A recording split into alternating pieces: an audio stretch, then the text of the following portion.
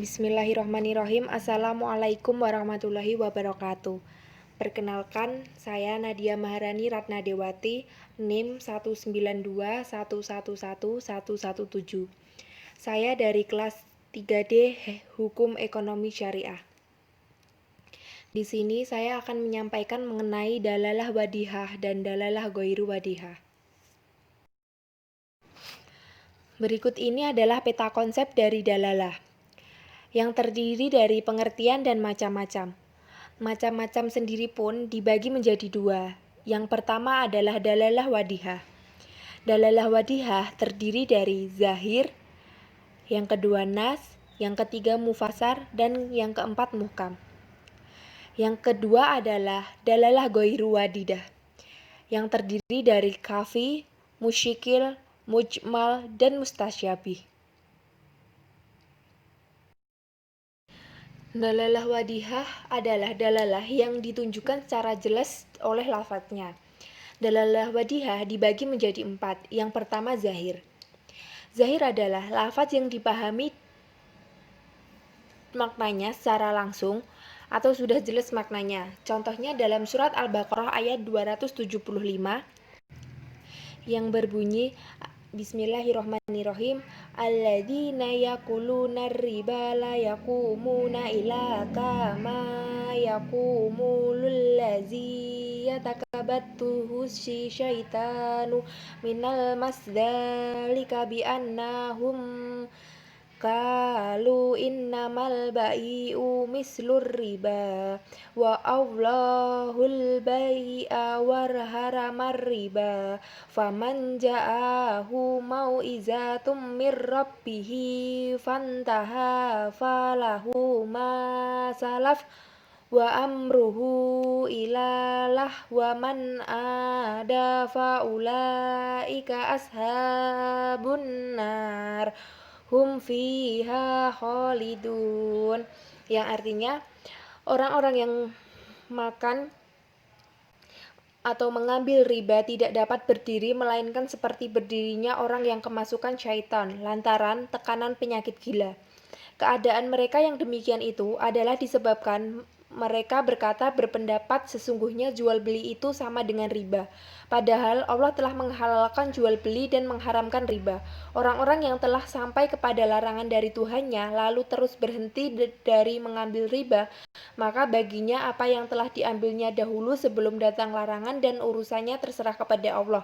Orang yang kembali mengambil riba, maka orang itu adalah penghuni-penghuni neraka. Mereka kekal di dalamnya. Secara nas, ayat tersebut bertujuan untuk menyatakan perbedaan nyata antara jual beli dengan riba sebagai sanggahan terhadap pendapat orang yang menganggapnya sama. Hal ini dapat dipahami dari ungkapan keseluruhan ayat tersebut. Yang kedua adalah nas. Nas adalah lafaz yang menunjukkan hukum dengan jelas dan merupakan makna asal dari teks. Dalalah nas mempunyai kemungkinan untuk tasis, ditakwil, dan dinas. Contohnya, dalam surat Al-Hasyr ayat 7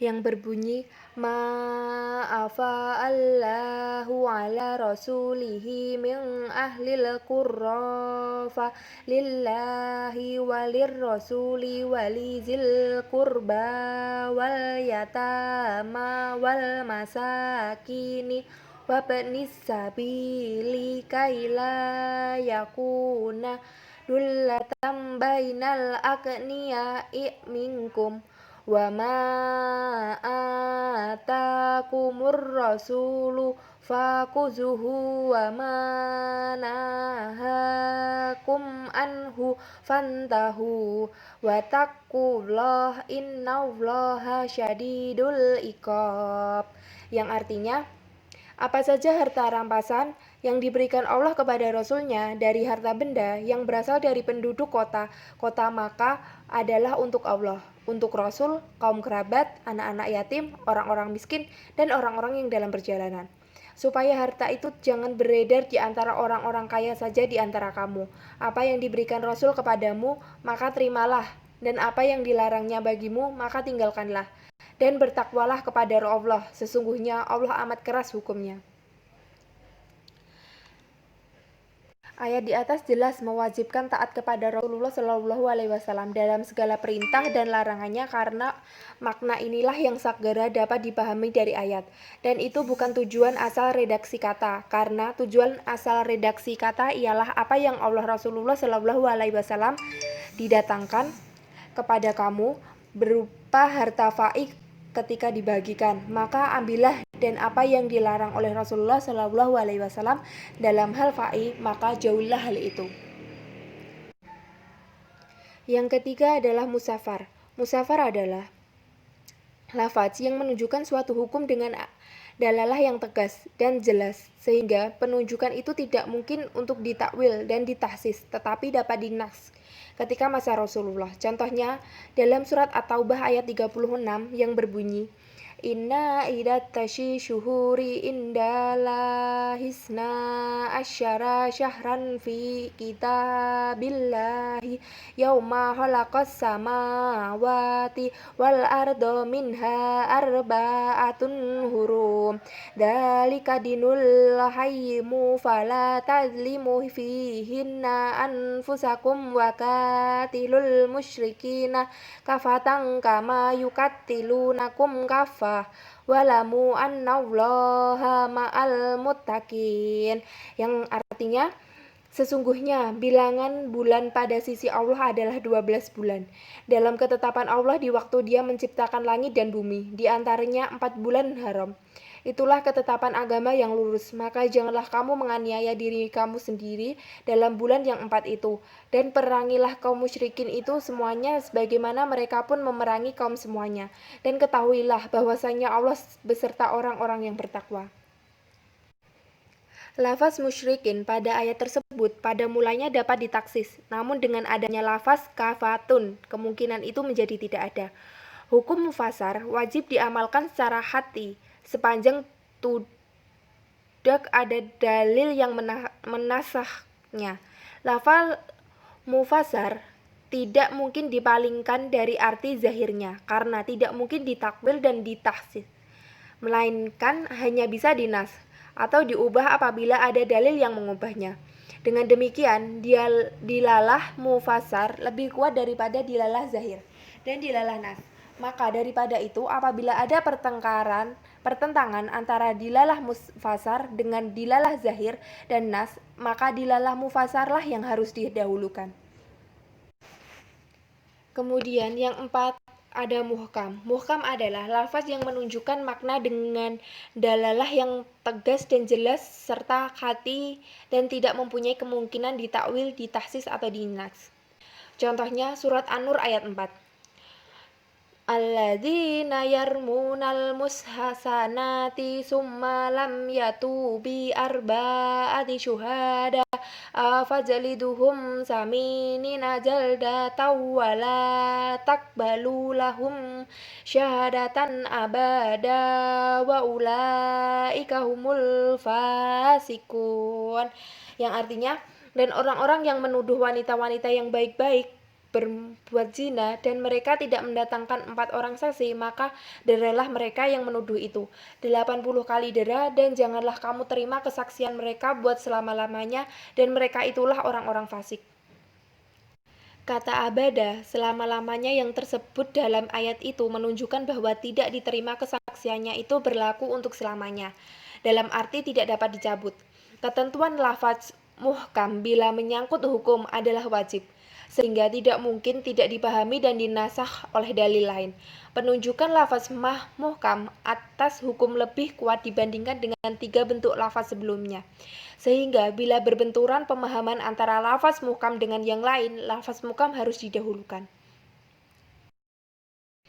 Kemudian ada dalalah ghairu wadidah. Dalalah ghairu wadidah adalah yang tidak jelas penunjukannya. Dalalah ghairu wadidah sendiri dibagi menjadi 4. Yang pertama adalah kafi. Kafi adalah lafaz yang dari segi penunjukannya kepada makna dalah jelas, namun ketidakjelasan muncul ketika menerapkan makna tersebut kepada kasus tertentu. Contohnya dalam surat Al-Maidah ayat 38 yang berbunyi, Ya ayyuhalladzina amanu kunu kawamina lillahi syuhada'a bil qisti wala yajrimum manakum syananu qaumin alla ta'diluhu i'dilu huwa aqrabu taqwa wattaqullah innallaha khabirum bima ta'malun.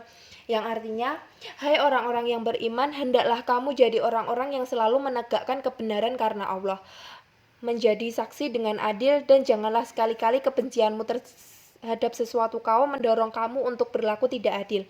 Berlakulah adil, karena adil itu lebih dekat kepada takwa, dan bertakwalah kepada Allah, sesungguhnya Allah Maha mengetahui apa yang kamu kerjakan.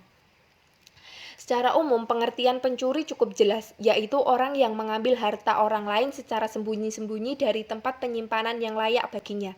Ketidakjelasan timbul ketika menerapkan ayat itu kepada tukang copet yang secara lihai bisa memanfaatkan kelalaian seseorang untuk menguras harta seseorang. Apakah hal itu termasuk ke dalam pengertian pencuri atau tidak? Untuk mencari jawabannya adalah dengan jalan ijtihad, dengan meneliti apakah pengertian itu termasuk ke dalam pengertian ayat sesuai dengan cara suatu lafal yang menunjukkan suatu pengertian. Yang kedua ada musyikil. Musyikil adalah lafaz yang dari penunjukan maknanya terdapat ketidakjelasan sehingga muncul beberapa perbedaan pendapat dalam memahami lafaz tersebut. Contohnya surat Al-Baqarah ayat 228 yang berbunyi wal mutallaqatu yatarrabasna bi anfusihinna salasata khurru wala yahillu lahunna ayyatumna ma khalaqa lahu fi arhamihinna in kunna yu'mina billahi wal yaumil akhir wa bu'ulatuhunna ahaqu biraddihinna fi dzalika in aradtu islaha walahunna mislul ladzi alaihinna bil ma'rufi walirrijali alaihinna darajah walahu azizun hakim. Yang artinya wanita-wanita yang ditalak hendaklah menahan diri, menunggu 3 kali quru. Tidak boleh mereka menyembunyikannya apa yang diciptakan Allah dalam rahimnya. Jika mereka beriman kepada Allah dan hari akhirat, dan suami-suaminya berhak merujukinya dalam masa menanti itu. Jika mereka para suami menghendaki islah, dan para wanita mempunyai hak yang seimbang dengan kewajibannya menurut cara yang ma'ruf, akan tetapi para suami mempunyai suatu tingkatan kelebihan daripada istrinya, dan Allah Maha perkasa lagi Maha bijaksana. Kata khuru dalam ayat tersebut dalam pemakaian bahasa Arab bisa berarti maha suci dan bisa pula berarti masa haid. Imam Syafi'i mengartikannya dengan masa suci, sedangkan Abu Hanifah mengartikannya dengan masa haid. Masing-masing mengambil kesimpulan berbeda itu didasarkan kepada harinah atau dalil dari luar yang berbeda pula. Begitulah setiap lafaz musyikil dalam Al-Quran dan sunnah. Untuk memahaminya memerlukan upaya ijtihad dalam mencari pengertiannya. Dan apabila ditinjau dari segi kekuatan, musykil lebih tinggi kadarnya daripada hafi. Yang ketiga ada mujmal. Mujmal adalah lafaz yang mengandung makna secara global, di mana kejelasan maksud dan rinciannya tidak dapat diketahui jika hanya dengan lafaz itu sendiri. Contohnya dalam surat Al-Baqarah ayat 43 yang berbunyi wa aqimus sholata wa atuz zakata warka'um ma'ar rahiin, yang artinya dan dirikanlah sholat, tunaikanlah zakat, dan rukuklah beserta orang-orang yang rukuk. Mujmal menurut istilah ulama usul ialah lafaz yang bentuknya tidak dapat menunjukkan pengertian yang dikandung olehnya, dan tidak terdapat petunjuk-petunjuk lafaz atau keadaan yang dapat menjelaskannya. Jadi sebab kesamaran dalam mujmal ini bersifat lazi, bukan sifat yang baru datang. Yang termasuk al-mujmal ialah lafaz-lafaz yang pengertian bahasanya dipindah oleh syar'i untuk pengertian-pengertian istilah syara' secara khusus, seperti lafaz sholat menurut bahasa berarti doa, tetapi menurut istilah syara' adalah ibadah khusus yang segala sesuatunya dijelaskan oleh Rasulullah. Dengan demikian dapat dikatakan mujmal lebih tinggi kadar hafahnya daripada muskil, sebab penjelasan mujmal diperoleh dari syara, bukan hasil ijtihad. Yang terakhir, yang keempat adalah mutasyabih. Mutasyabih adalah lafaz yang tidak menunjukkan kejelasan maknanya, tidak pula dalil yang menjelaskannya. Contohnya dalam surat Al-Mujadilah ayat 7 yang berbunyi, Alam taro annallaha ya'lamu ma fis samawati wa ma fil ard ma yakunu min najwa salasatin illa huwa rabi'uhum wala hamsatin illa huwa sadisuhum wala adna min zalika wala aksara illa huwa ma'ahum aina ma kanu summa yunabbi'uhum bima amilu yaumal qiyamah innallaha bikulli syai'in alam, yang artinya, tidaklah kamu perhatikan bahwa sesungguhnya Allah mengetahui apa yang ada di langit dan di bumi. Tiada pembicaraan rahasia antara 3 orang melainkan dialah keempatnya. Dan tiada pembicaraan antara 5 orang melainkan dialah keenamnya. Dan tiada pula pembicaraan antara jumlah yang kurang dari itu atau lebih banyak, melainkan dia berada bersama mereka dimanapun mereka berada. Kemudian dia akan memberitahukan kepada mereka pada hari kiamat apa yang telah mereka kerjakan. Sesungguhnya Allah Maha mengetahui segala sesuatu.